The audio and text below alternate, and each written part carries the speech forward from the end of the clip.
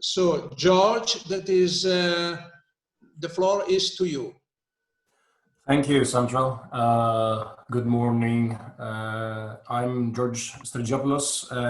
I'm an adjunct lecturer from Athens University and a research partner for the team led by Professor Dimitris Gritzalis. Unfortunately, as Sandro mentioned, we were to co-present the invited talk, but due to some wildfires in the vicinity of his house, Professor Gritzalis cannot join us because his internet connection is really poor and he's currently connecting through phone. So unfortunately, I will be the one to present the invited talk. Just to clarify, it's an invited talk, it's not an invited paper. That's okay, it's semantics. In any case, let me share the screen.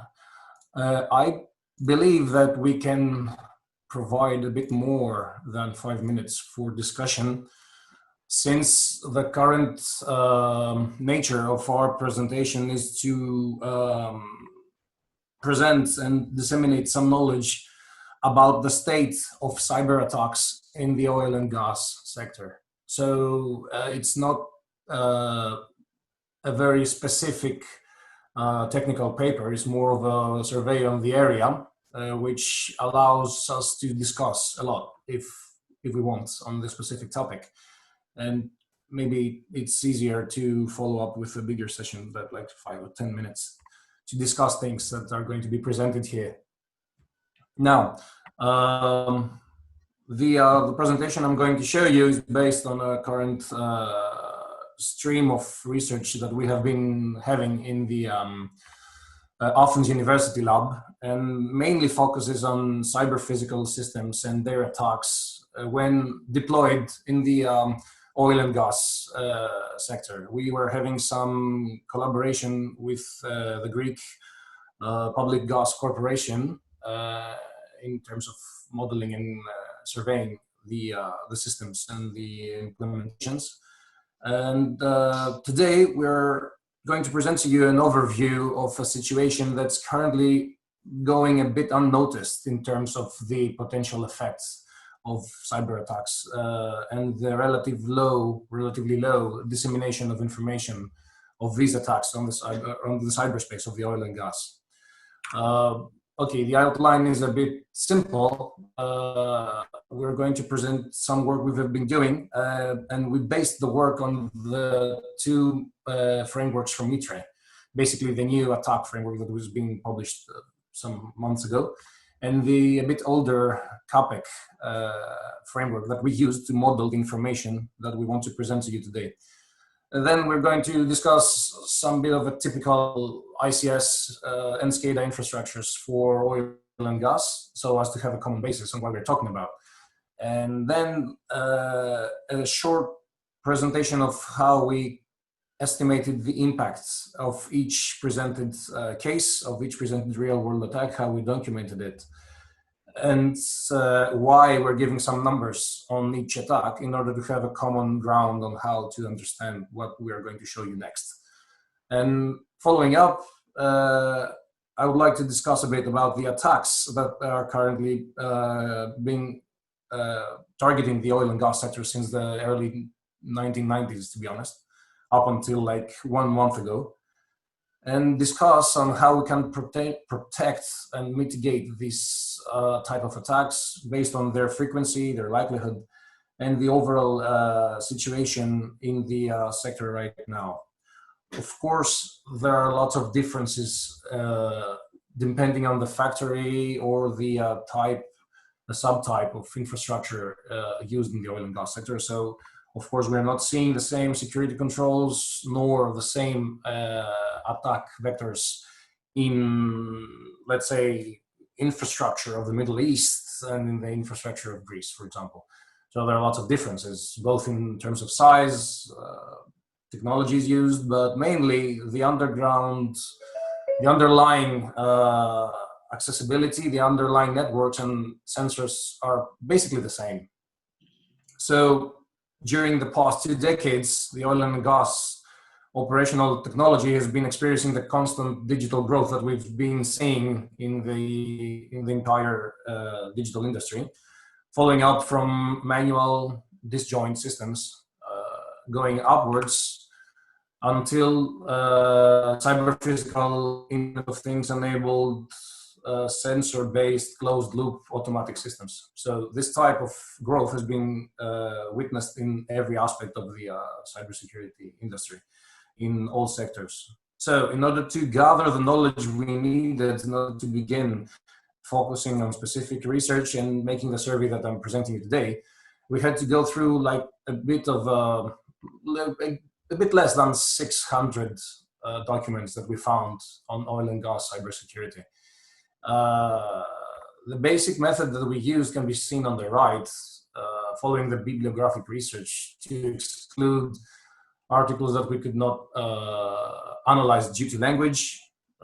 This is not completely up to date since we included some French and some German articles also, but more or less like 99% of the articles and reports and technical analysis and alerts were in English. So basically we can summarize that we had about 455 sources of information, both from the industry, academia, white papers, technical reports, grade literature, the works, everything.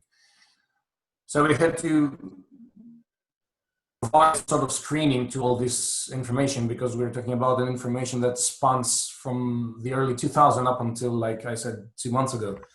So it's not as if we can actually implement or use everything to describe the situation in the oil and gas industry. And basically what we did was that we gathered the knowledge, we gathered the cyber attack incidents, the technical analysis, the vulnerabilities, the attack vectors, the way that the hackers intruded or tried to intrude the oil and gas systems.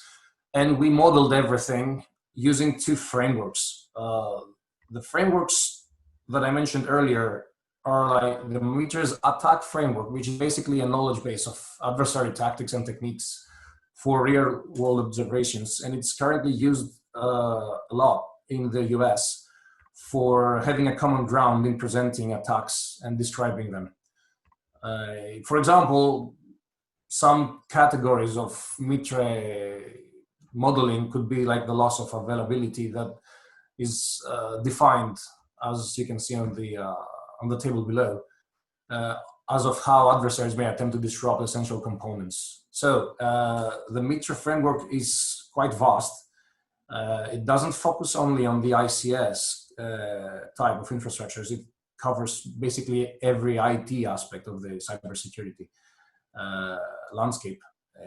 Although the type of the MITRE framework that we wanted to use was specifically analyzed for the ICS environment. So the MITRE's attack framework has a separate area, a category of analysis focused only on the ICS landscape.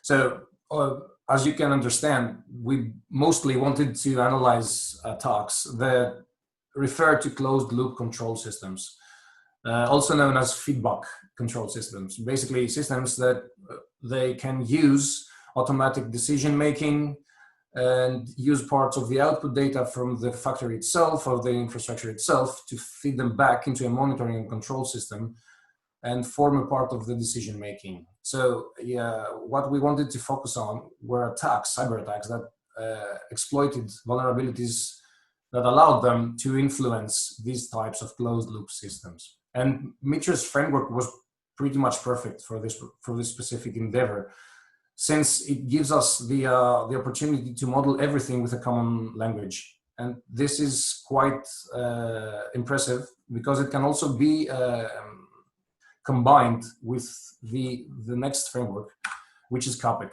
the Common Attack Pattern Enumeration and Classification Framework. So basically, the CAPEC attack patterns are used by techniques described in the attack framework. So they work complementarily on their own. We didn't need to, let's say, identify this complementarity. It was there to begin with.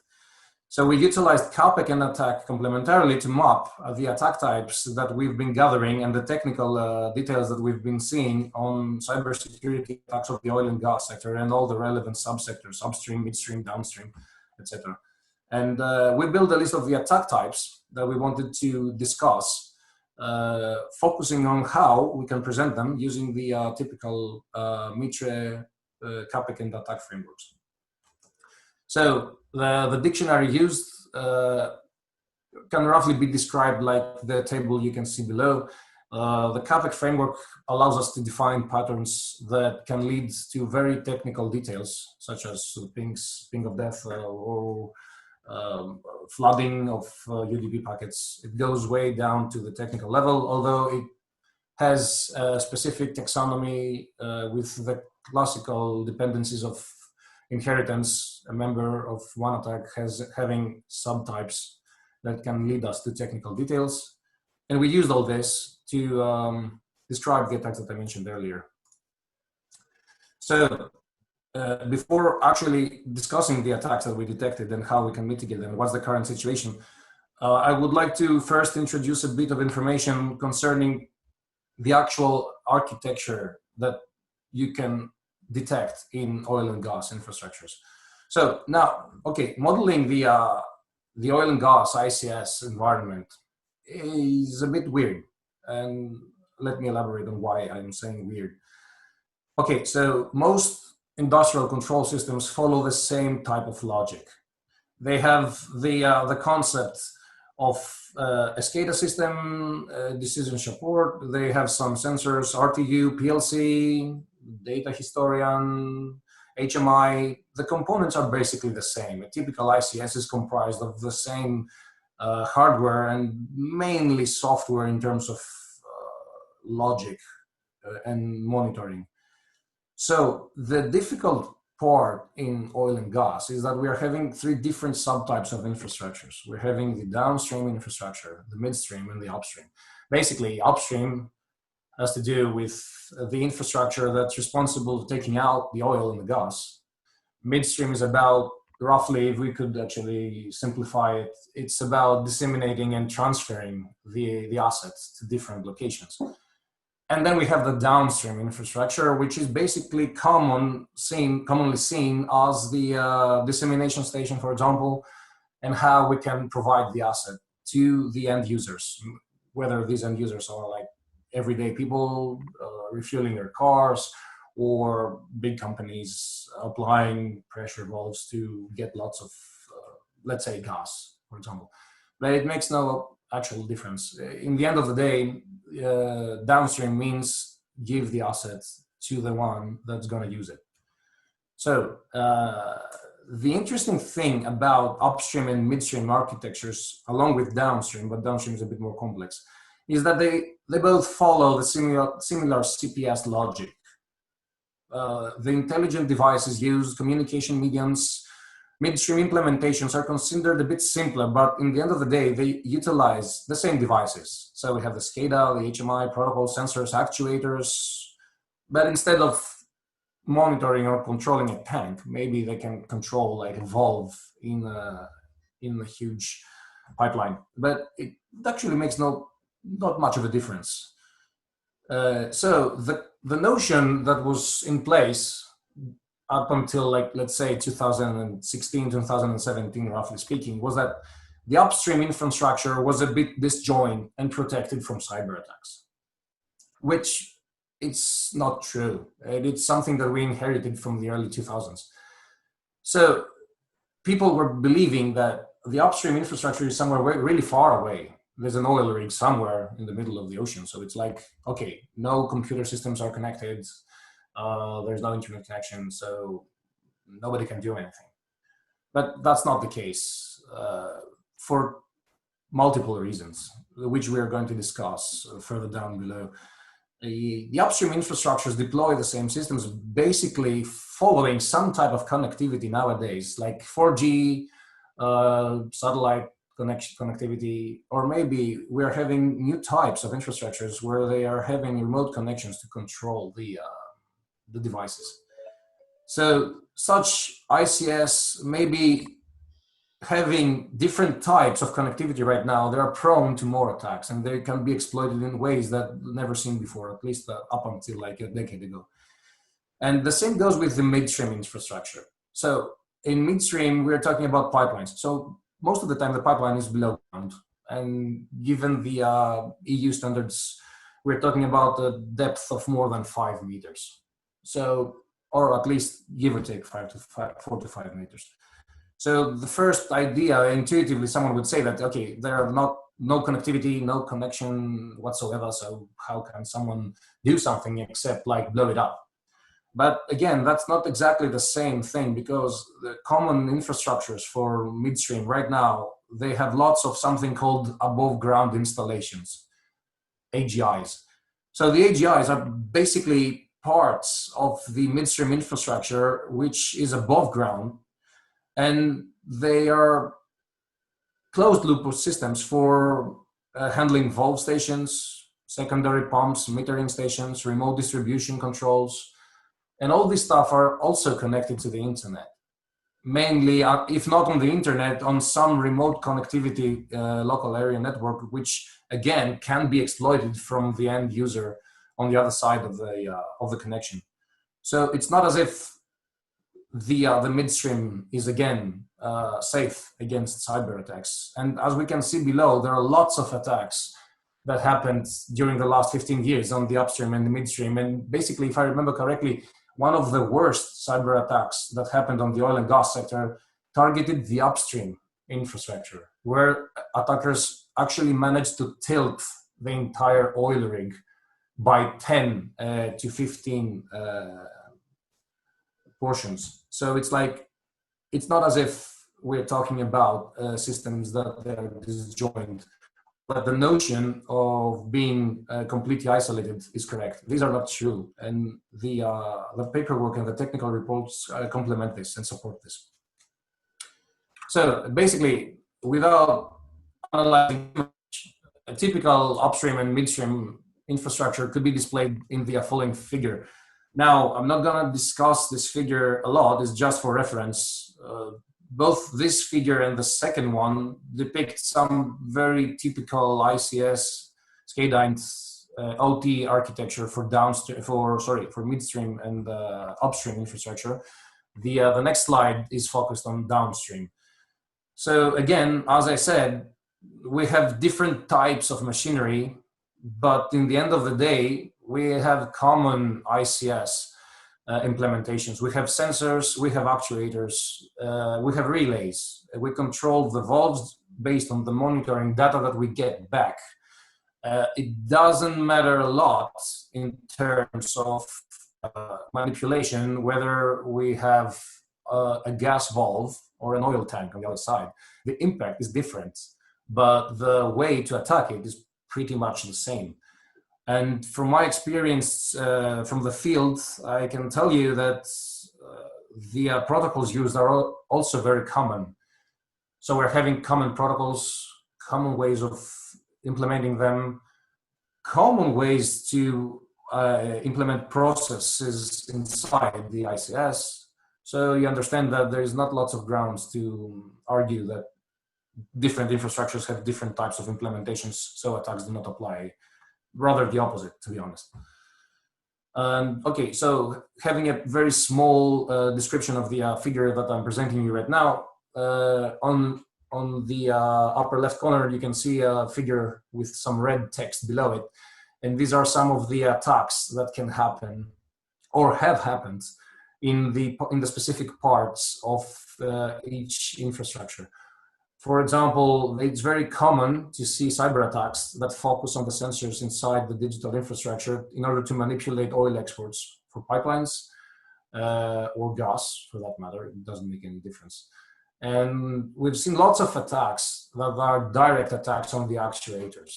So especially in the AGIs, where sometimes facilities or companies try to operate valves remotely, we see direct attacks on the PLC and the RTU opening and closing valves. They're trying to manipulate the flow of the assets. And following up on the downstream infrastructure, it's pretty much the same. It doesn't make any difference. The only thing that changes is the actual factory itself, the facility. So you have a control center, you have the HMI, you have some SCADA systems. There are some servers, and people are using them over a communication medium to communicate with the station, which involves a lot of things, tanks, compressors, storage areas. And there are some intelligent devices like RTU PLCs, IEDs in general, along with their relays and circuit breakers that can control the flow, can control the storage area, can allow more gas or more oil to go through, etc., etc. Yeah, so there are lots of attacks that can follow in all these parts of an ICS. For reference, and as we can see below, the MITRE's framework breaks each asset category down to different levels. So they include, and they say that level 0 is basically all the edge devices, all the sensors. Most of them are specifically designed for facilities. So we have the EXIA, we have the ATT&CK technologies and certifications for security and safety, basically for safety. And all these sensors mostly monitor stuff like temperature, pressure, humidity, sound, gas flow, leakage, and everything relevant to the asset. So if we have a gas infrastructure, leakage is differently seen than in an oil infrastructure. But give or take, the notion and the common ground is the same. So following up, MITRE's attack framework defines all the intelligent control devices as level 1. So everything that is being used to control the asset in actual instance, the hardware is level 1, RTU, PLCs, automation controllers, slaves, whatever. And then we have the network infrastructure, which is more or less familiar to the IT guys. Here we have the connectivity, either it's wired or wireless, makes no difference. And the relevant communication protocols. Now, in oil and gas, the two most common protocols that have been seen is Modbus and DNP3. Older infrastructures commonly use Modbus, while the newer ones have a bit of a follow-up to the DNP3 protocol. Now, there are some implementations that follow and use some Bluetooth or modern 6LoWPAN and IoT protocols, but these are mainly experimental. It's not as if the production environment is vastly using such protocols because they are afraid of them. They don't know how to control them. Sometimes they don't know how to secure them enough or properly. So they try to avoid it altogether. Although there are some instances, and that's why we mention this here. Now, the typical ICS is comprised of the 3 levels that you can see in this slide. Basically, this gathers up every asset type that you can see in an oil and gas infrastructure in terms of the ICS environment, of course. So, of course, things diversify inside the architecture itself. For example, there are different types of RTUs, different types of PLCs, different technologies, older technologies. And this is something that we have to discuss, and it's one of the key findings, which, okay, intuitively most of us knew, but it's on a whole different level, the amount of the problem that exists. And I'm talking about legacy devices.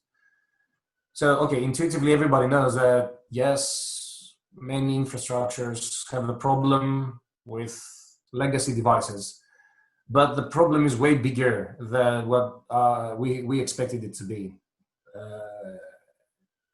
Technical reports from all around the world, huge companies like Kaspersky, Trade Micro, the NSA, CSA, then VHS from America, they all say that legacy devices is one of the key problems in oil and gas infrastructures because they keep working and there is a gap, a technological gap between the operational technology people and the IT security people. And this gap is not bridging. So legacy devices are not being protected. And let me say that if I remember correctly, there's a very big percentage of attacks that actually managed to happen due to legacy devices, whether that was a PC or a controller or an RTU, it makes no big difference. But again, this is something of the key findings that I want to discuss it with you, but it's going to come up later on in this talk. For now, I just want to conclude with the entire description of the architecture and the types of analysis presented, so as we can continue to focus more on the attacks themselves and speak about the attack types and the oil and gas cyber attack records that we have gathered. I don't know if in this point someone wants to ask something in terms of the base knowledge, the ground truth that we're going to use. Maybe it's better to discuss something here instead of moving on to completely cyber security and attack types and then having to follow up on questions. I don't know, Sandro, maybe. Yeah, well, the organization is that you will have to finish your presentation. The people attending the meeting has to use the chat possibility to raise questions, and all the questions will be delivered to you at the end of your presentation. Fine, So please, no problem. Please go on. Okay, no problem. So, following up on the architecture and the concepts of the ICS inside the oil and gas infrastructures, we gathered all the relevant information that we found, communicated with people, and we created a taxonomy, which basically describes the potential attacks that can be executed in an oil and gas environment. So this taxonomy was a bit huge. I cannot present it in a small presentation or in a slide. It would take up many slides, and it makes no actual sense to describe it that much. But I can give you an idea of what is included and how you can follow it up and have a look at it. So again, we used the MITRE's CAPEC and attack frameworks to model and map all the attacks that we detected for the oil and gas ICS systems. And this is depicted by the attack tactic ID you can see on the second column on the table 6 that I'm presenting you right now. So what we did is that we mapped most popular attacks from all around the world from the 1990s. And we used different types of attacks. We categorized them into external and internal attacks. External and internal attacks were also categorized as passive and active attacks. So we had like passive attacks like hacking the, like fingerprinting the operating systems and phishing attacks that were sent and the people were waiting, or man-in-the-middle attacks for reading data and stealing information, protocol attacks, and some OS analysis that has been going on public systems that were connected to the internet. And then we had lots of active attacks, which are basically the part of the grill. It's like you have USB attacks, you have hardware hacking attacks, tampering with the supply chain, phishing attacks, malware attacks, injection, jamming, the works. It's like too many to just mention them here. And basically it follows up on the common IT environment and what we've been seeing in the cybersecurity landscape for the IT. Now, the difference is the amount of impact that these attacks are having and the amount of times that we've been seeing some attacks. So as you can see, the table in the slide presents the hardware layer. So the taxonomy broke all the detected attacks into different layers. So we had hardware layer, firmware layer, network layer, process layer, and inter-process attacks. The body of knowledge of all these potential attacks and vulnerabilities was created in order to have a common ground and to aid people in detecting the attack types and then mapping them to adversary tactics and techniques to pinpoint what they can do to protect their own infrastructure. So the vulnerability attack taxonomy that I'm presenting you right now has extensive information from the technical reports themselves. And we only present the ones that actually had an impact on a real world infrastructure. So you can see that on the hardware layer, most attacks that actually had an impact resulted to be legacy devices and unknown off-the-shelf devices in terms of the newer types of attacks. Lack of tampering resistance requires to have physical proximity, which in terms of an insider threat was a huge issue, but it's not easy to execute from a remote environment. So lack of tampering resistance as a vulnerability leads to some relatively big in terms of impact attacks, but the likelihood is a bit low. Again, the most interesting part were the vulnerability due to legacy devices and equipment that follows closely by the unknown and untrusted off-the-shelf devices that has to do with the supply chain compromise. So what we saw is that after discussing the legacy field device issue that I've talked about it extensively before, I don't want to mention it again, there is a lot of mistrust with the removable devices and the off-the-shelf devices that infrastructures are buying without actually knowing what's inside. So following up and outside of the oil and gas industry, this relates directly to the problem we're having with the 5G right now. Of course, we're all aware with what's been happening in the last 2 years with the 5G issue between the different, let's say, continents of this world. So this is also an issue in oil and gas. None of the shelf components come by default as a black box. And especially in downstream infrastructures, when you implement stuff like that, you do not actually know what's coming with it inside. Infrastructures are using off-the-shelf devices because they can increase the availability of components and reduce cost.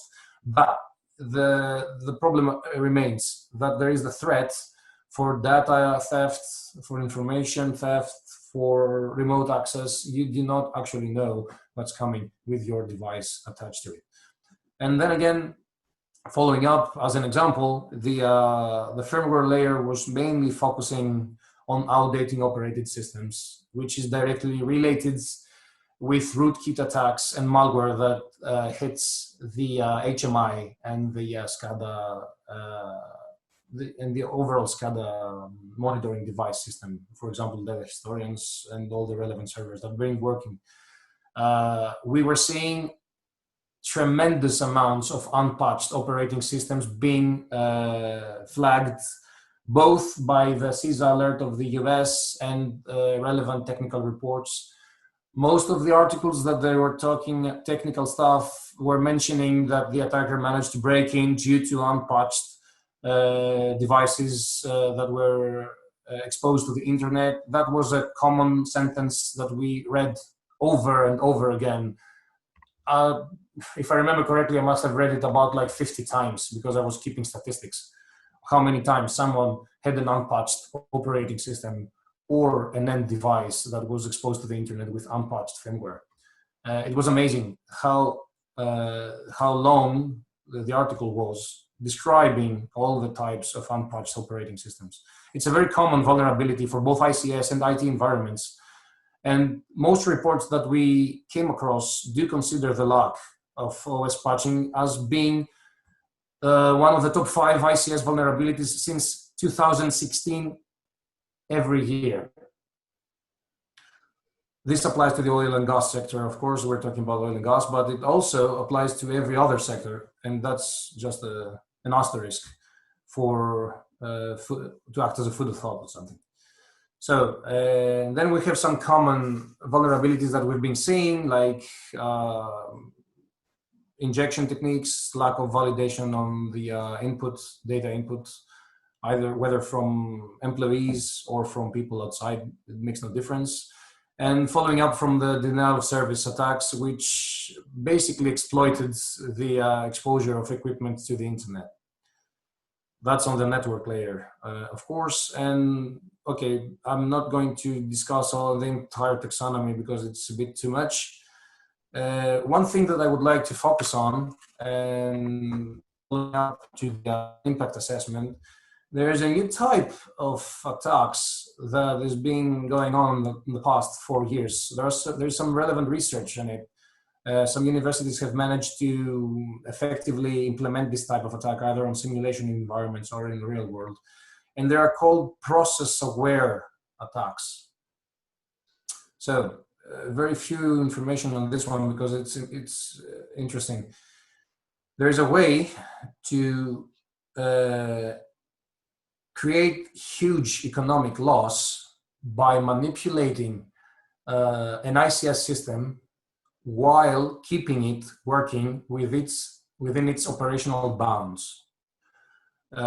There's a paper for a desalination plant. It's not for oil and gas, but effective checks that we had on real-world implementations suggest that the same thing can be applied to oil and gas with pretty much certainty. So what the researchers did is that they were manipulating some operational procedures inside the desalination plants, and they were lowering the production by a very small amount, creating reverse spikes, while keeping every data injected within some operational bounds, so they were not detected, because the system and the IDS below thought that this is okay, this is normal use. It's not the same as Stuxnet, because Stuxnet fed wrong data while creating an issue with the centrifuges. Here we are talking about actually using the system the way it was supposed to be, but keeping it in some states that it was detrimental for production.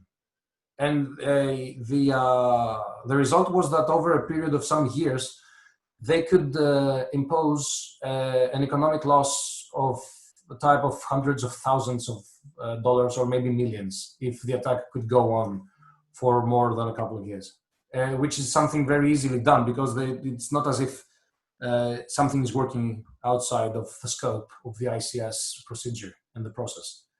So it's very interesting because these types of attacks are gaining ground, and they didn't exist like 4 or 5 years ago. And it's something to keep an eye on.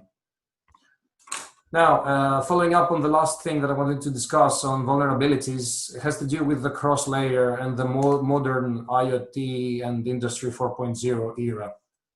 So we are having the digitization of the oil and gas industry along with everything else.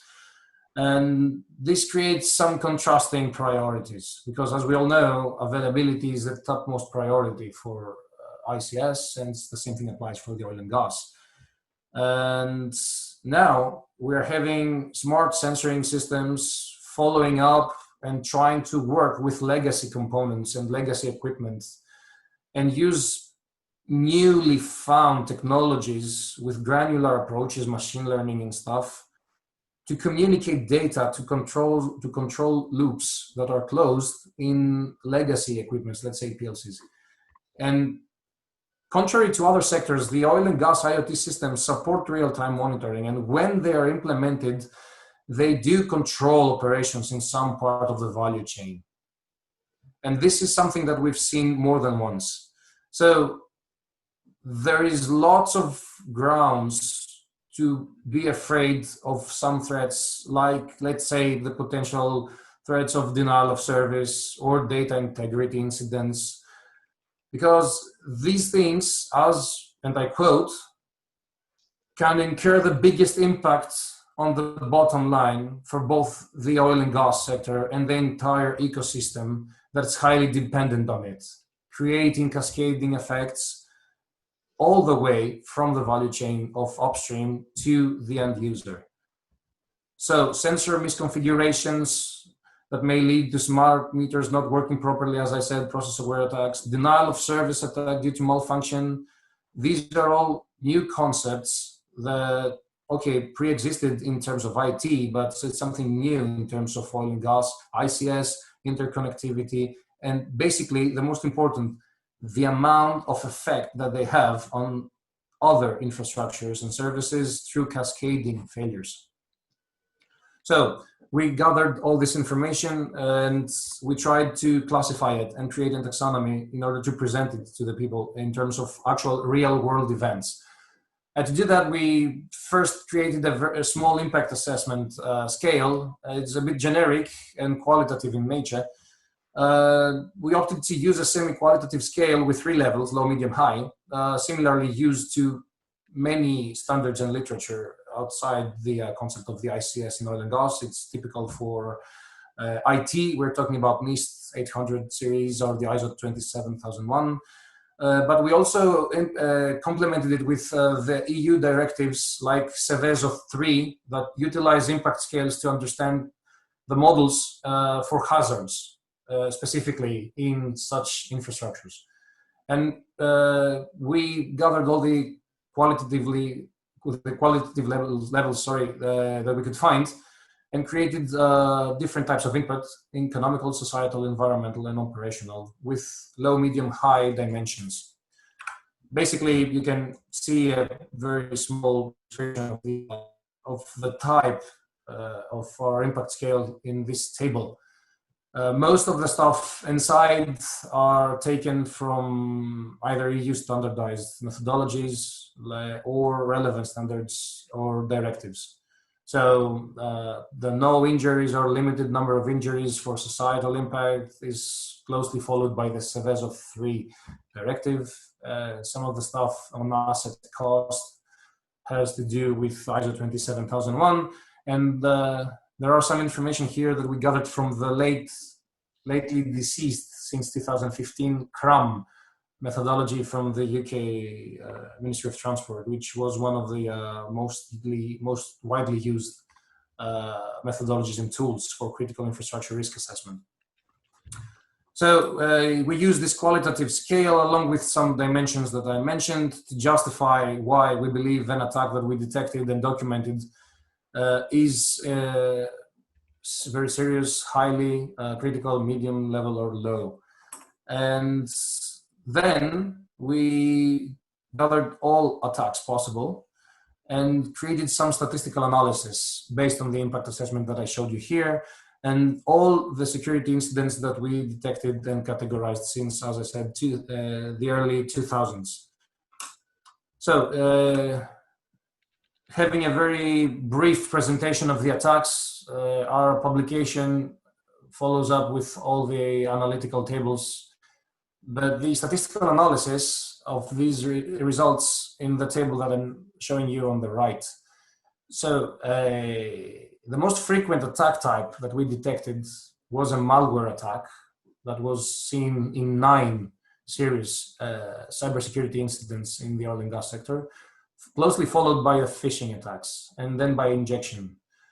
Contrary and to all belief, the upstream infrastructure had more documented incidents than downstream or midstream in terms of high impact recorded cyber attacks. So this comes directly opposite to the constant notion that upstream and midstream are not targeted. So most frequent attack scenarios involved the cyber to cyber or cyber physical attacks. 20 incidents were cyber physical in nature. Something happened on the cyberspace and affected an actual hardware machine somewhere. In terms of MITRE attack, the most frequent techniques that attackers used was to attack internet accessible devices, which leads us to understand that there is too much device interfaces exposed to the internet that can be used by adversaries to gain access. One interesting thing here is that user execution was really high. Now, what we mean by user execution is that there were lots of insider threat incidents or human error incidents. If I remember correctly, there was an incident in the broader area of Germany where someone inputted a command in the midstream infrastructure, which was not properly sanitized, and the underlying software did not have any controls on the types of commands being issued, which, to cut a long story short, they actually managed to take down a huge midstream area network in terms of 2 countries wide for a couple of hours, just by injecting a wrong command inside a closed loop system. So injection here, it doesn't only include the intended malicious insider attack, but it also includes the human error, where a user executes something that should have been done in the cyberspace and actually makes a mess of it on the physical plane. Now, in terms of numbers, the most frequent attack seen was spear phishing, emails and attachments, which makes no much of a difference to the IT environment, to be honest. We expected this to be true. What's important here and what's interesting is that spear phishing was also targeting infrastructures through third-party services. So there was an incident late in the early 2010 where attackers spear phished the financial services provider of an oil and gas infrastructure. They didn't target the oil and gas infrastructure itself. They targeted the company that provided the financial services. Using this, they managed to break financial services provided to the oil and gas infrastructure in order for it to work properly, sell the assets, for example, and they managed to delay the selling of assets and postpone production due to indirect means, which is also interesting. You can target oil and gas infrastructures, and this probably scales to every sector in the critical infrastructure area. You can target the critical infrastructure without actually targeting the critical infrastructure. You're targeting the critical infrastructure through services provided by someone else, which is pretty much the definition of informational dependency. And again, we've seen lots of incidents ranked highly. 51.6% of all detected incidents had an estimation of being of high impact. The impact as high, I remind you, is when we say that we have extended asset costs, significant cost to society in terms of long-term increase in prices, in terms of at least a month, extended number of injuries in terms of societal impact or loss of life, or wide area that is subject to cleanup or decontamination after the attack in terms of environmental consequences. So 51.6% of the attacks ranked highly in terms of impact, which is something the relevant IT and ICS staff should take into consideration, because it's more than half of everything that's been happening on the oil and gas sector for the past 20 years, to be honest. And again, the types of attacks are widely different. We have attacks that allegedly shut down an oil rig by tilting it 17 degrees. I mentioned this earlier as an example.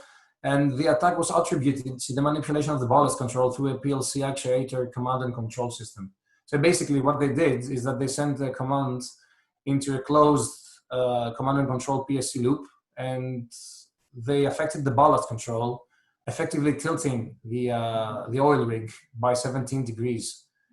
And that's one of the most, like, let's say, marketing wise, one of the best to discuss, because it's really high class to say that I managed to tilt an oil rig. But in the end of the day, there are attacks that were financially more severe than this one.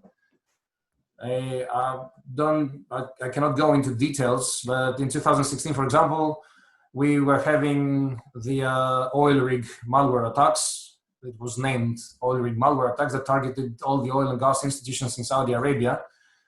And they were using a very common CV at the time, a vulnerability that was documented as a CV in 2017. And similar scripted malware was detected to break into systems for the Ministry of Oil and Gas in the Middle Eastern country. We were having the Lyceum hiking group in 2019 to target the Middle East and oil and gas facilities. They mostly used password spraying and spear phishing to use Trojans. And this goes all the way back to 2002, with one of the first documented attacks to the Venezuelan oil and company, the PDVSA, that reported having severely great number of their computers being hacked, which, as my notes here say, reduced their oil production by, I quote, 27% per day. Now, one interesting thing here is that it doesn't seem to lower the impacts. The security controls being implemented and new technologies being founded and used does not seem to lower the impact of what's being targeted through the years. Now, another intuitive notion would be that, okay, back in the 1990s, we were having PSTN internet. It's like I was connecting with 3.5 kilobytes or 12 kilobytes if you were happy to have an IDSL connection, an ISDN. So it's like, okay, come on. Everything is going better. Systems are being protected. We have off-the-shelf security by design, etc., etc. Yes, but I don't know, probably due to the fact that automation is also expanding, we are seeing the same level of impact in modern attacks as we were seeing back in those days. The attack types differ and the impact type differs, but in the end of the day, the cost is largely the same in the huge attacks that were documented. So even though downstream was presumed to be the most common target, actually in the end it wasn't. But okay, to be honest, if you include all attacks that targeted all types of infrastructures, downstream was also a very common target. So we have the hexane attacks that targeted the oil and gas telecommunications in Africa and Southeast Asia in 2018. We had the Night Dragon attacks for data theft that affected the downstream infrastructures for both oil, energy, and petrochemical companies.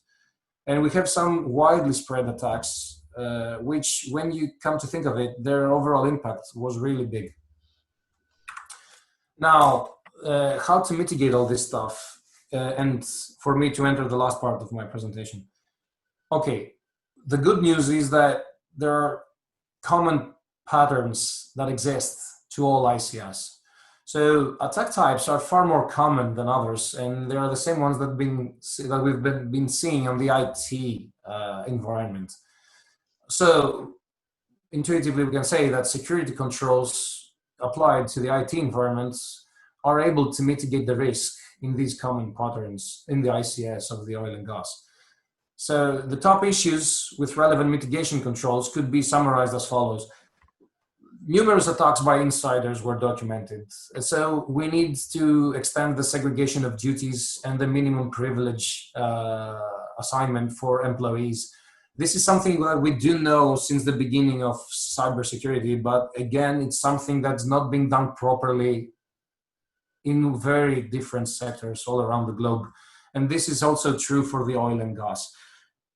Especially if you're talking about employees on the field that need to control various devices, we see patterns of people having the same username and password to connect to the DCS or the SCADA system, and they rotate their connectivity with the same credentials. And this applies to maybe 10 or 15 people, which it's viable in terms of easiness, but it's a security nightmare. So again, in order to simplify processes, people tend to disregard the segregation of duties and the minimum privilege requirement for security, which is to the mess deployed by insiders, whether it is accidental or malicious. Second, we have the spear phishing attacks, which is one of the top techniques and one of the most widely used ever. In this specific scenario, we need employee training and awareness because there, as I said, we noticed both from the field and the technical reports and people that we talked with on the field that had the same idea with us, that there is a huge gap between people on the OT environment and the CISO, cybersecurity team, IT people. What people know in the OT environment is almost non-existent in the IT cybersecurity people, and what IT people know about cybersecurity is almost non-existent in the OT people. And this is amazingly big of a deal. And that's not only on oil and gas. Another asterisk. The same thing applies to the airports and to the aviation sector. I happen to know from experience that there is a huge gap between the people that actually test the airplanes and have the controls of the OT environment and the people that they're actually trying to implement cybersecurity. It is as if they're living in a different island. They work on the same environment and they never talk to each other. So again, employee training and awareness does not only help with the spear phishing, it will also help with everything, both the accidental errors and the use of equipment, which brings us to the third problem. And this is the use of legacy equipment and the lack of proper patching. I do not think I can stress this enough. Every single report on the oil and gas that goes technical references legacy equipment and lack of proper patching or use or isolation. I don't think I've seen one report, one alert from the US that was broad enough to incorporate different types of vulnerabilities and not mention the problem with the legacy equipment. So how to cope with legacy equipment, that's a very difficult question. There are lots of answers, some from the research industry and the academia. They're trying to create controller proxies to filter out legacy equipment before reaching the Industry 4.0 new environments. There are talks about implementing new equipment on top of the legacy equipment and connected directly to the field devices. There are some discussion around patching the data and the network layer that leads to legacy devices. To be honest, no solution exists, to my knowledge, that can be applied safely, quickly, cost-effectively, and to a very wide area in any type of infrastructure. But if someone knows something new about this, please feel free to share, because it's one of the things that I could say is the most hotly represented in the cybersecurity landscape for oil and gas right now. So, following up, you see the security controls per priority level as categorized by the need in the attacks that we detected. So what we did is that we gathered the most prominent security controls and we prioritized them using the same low, medium, high scale, but this time low means that the control was not properly implemented in 5 or less incidents that occurred, medium 6 to 10 incidents, and high that this control was not present in more than 10 cybersecurity incidents that we detected in real world infrastructures out of 31 big InfoSec attacks that were directed in Table 8.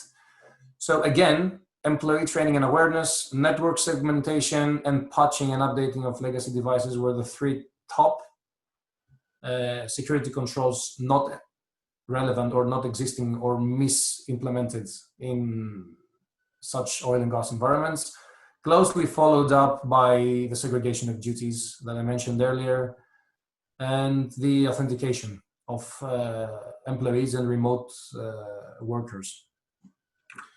Now, to conclude, after all this, there is a clear indication that the oil and gas sector is prone to attacks. It's clear that we cannot detect right now a cost-efficient, widely spread, easy way to change the nature of the oil and gas industry and safely, let's say, protect the infrastructures in upstream, midstream, and downstream. But what we can do is we can focus on the most common attack vectors and implement the knowledge that we've gained over the past 30 years, and we know that it works. If we target the spear phishing attacks through email, external attacks through exposed devices by cutting off exposed devices and limiting the remote connection or filtering it out properly, and finding a way to prevent user execution either internally or externally, either erroneously or intentionally, will make a big difference. And by big difference, I mean that these three may be sum up to the, let's say, I don't know, I would guess about 65 to 70% of the attacks documented from low to high. So again, it's not the easiest thing to do, but we can do it if we focus on what's important, which already is missing. Now, as a reference, this is a part of the extended table that documents all the attacks that I've been telling you about. For reasons of space and time, I cannot present everything to you, but I can give you some examples. How a user execution device documented as T863 on the attack framework that was an internal injection attack led to jamming and affected all three sectors of the oil and gas industry when a worker at the Chevron oil company was fired by having hacked the computers of the company's New York and San Jose offices, responsible for the warning system, which effectively shut down the warning system, led to a crash, and allegedly ended in toxic substances leaked in the broader Richmond area in California.